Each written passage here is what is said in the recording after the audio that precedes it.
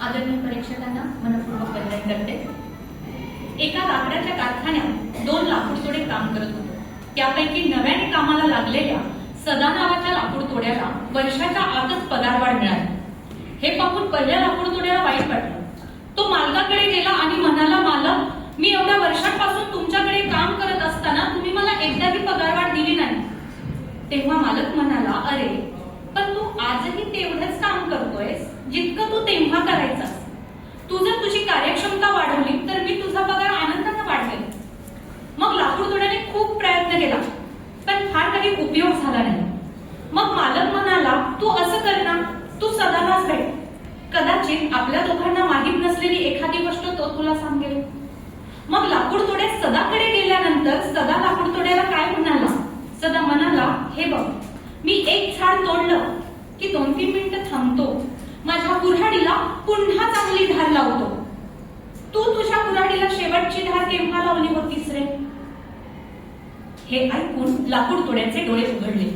मी देखील शिक्षक म्हणून माझी क्षमता आणि गुणवत्ता वाढवण्यासाठी माझ्या बुद्धिरूपी कुऱ्हाडीला धार लावत असते, सातत्यपूर्ण व्यावसायिक विकासासाठीच्या प्रयत्नातून। मी स्पर्धा क्रमांक 23 आपल्या समोर विषय मांडत आहे, माझे सातत्यपूर्ण व्यावसायिक विकासासाठीचे प्रयत्न।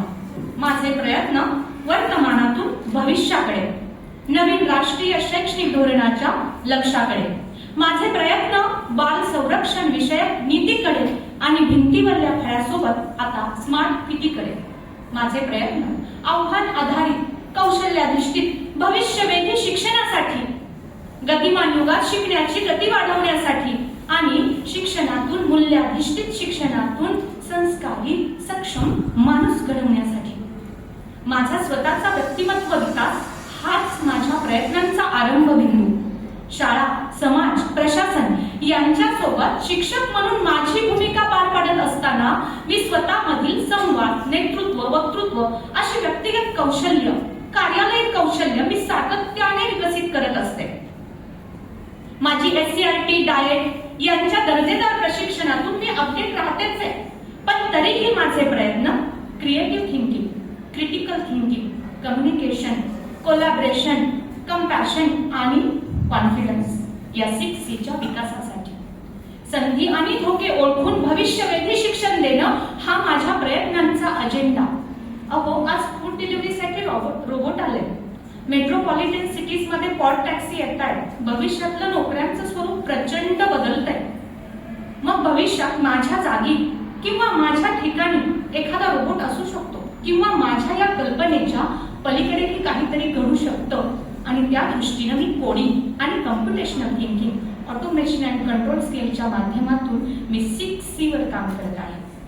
आता नवीन राष्ट्रीय शैक्षणिक धोरणामध्ये शाळा संकुल नावाची एक संकल्पना येते, जिथं मुलांना कला, क्रीडा, संगीत, विज्ञान किंवा त्यांच्या आवडीच्या क्षेत्रामधील अनेक संसाधनं एकाच ठिकाणी उपलब्ध होणार आहे। मग तिथं भविष्यात मला स्वतःला एक रिसोर्स पर्सन म्हणून उपलब्ध होता यावं, यासाठी मी माझ्यातील संगीताचे अंग विकसित करत आहे। संगीत विशारदच्या प्रवासातून क्रीडा क्षेत्रातील उत्तम संधींसाठी प्रयत्नशील आहे खेलो इंडियाच्या माध्यमातून। स्वातंत्र्यपूर्व काळातील शाळांमधलं अनेक जुनं रेकॉर्ड हे मोडी लिपीमधून लिहिलेलं आहे। मग ते वाचण्यासाठी मी स्वतःला मोडी लिपीतून सुद्धा साक्षर केले। तंत्रस्नेही होण्याचा माझा प्रवास सेवेत आल्यापासूनच सुरू झाला होता, पण मी त्यातही अपडेट होत आहे, कारण झपाट्याने वाढणारे AI टूल्स आणि हेच AI मी अध्यापनात वापरत असताना बऱ्याच गोष्टी स्वतःच शिकत आहेत। आणि अगदी याच मार्गाने लर्न टू लर्न म्हणजे शिकण्यासाठी शिकण्याचं कौशल्य मी नवोपक्रमांच्या माध्यमातून माझ्या विद्यार्थ्यांमध्ये विकसित केलेलं आहे। निपुण महाराष्ट्र कार्यक्रमामध्ये शिक्षक म्हणून माझं ध्येय गाठत असताना पायाभूत साक्षरता आणि संख्याज्ञान संदर्भात मी राबवलेल्या कृती कार्यक्रमांच्या माध्यमातून पुस्तकं लिहिली।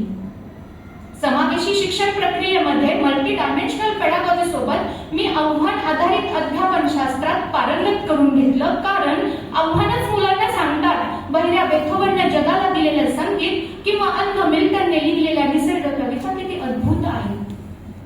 माझे हे प्रयत्न केवळ गुणवत्तेच्या बाजूने कधीच नाही, तर माझे प्रयत्न बाल सुरक्षेच्या दृष्टीने। पोक्सो, बाल हक्क आणि संरक्षण विषयक कायद्यांच्या बाबतीत मी जागृत होतीये, साक्षर होतीये.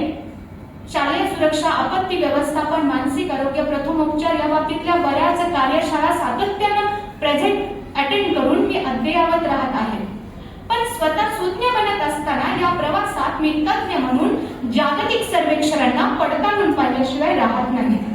दक्षिण Korea, Denmark, Japan, Netherland, Finland सर्वोच्च गुणवत्तेचे देश. काय आहे त्यांच्या गुणवत्तेचं गमक? तर तेथील शिक्षकांची कंटिन्युअस प्रोफेशनल डेव्हलपमेंट. तिथले शिक्षक देशाच्या रिसर्च प्रोजेक्टमध्ये सहभागी असतात.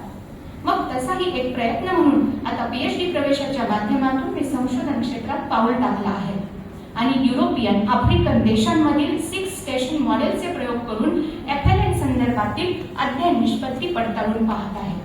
माझे प्रयत्न अखंड आणि निरंतर आहेत. माझ्या प्रयत्नांना माझ्या सेवानिवृत्तीची मर्यादा नाही. माझ्या प्रयत्नांनीच मी कणखर झाले, सक्षम झाले. माझा आत्मविश्वास वाढला आणि सक्षमता हाच माझ्या यशाचा पाया आहे. म्हणून मी सांगेल, दोस्तों, कामयाब नहीं काबिल बनो.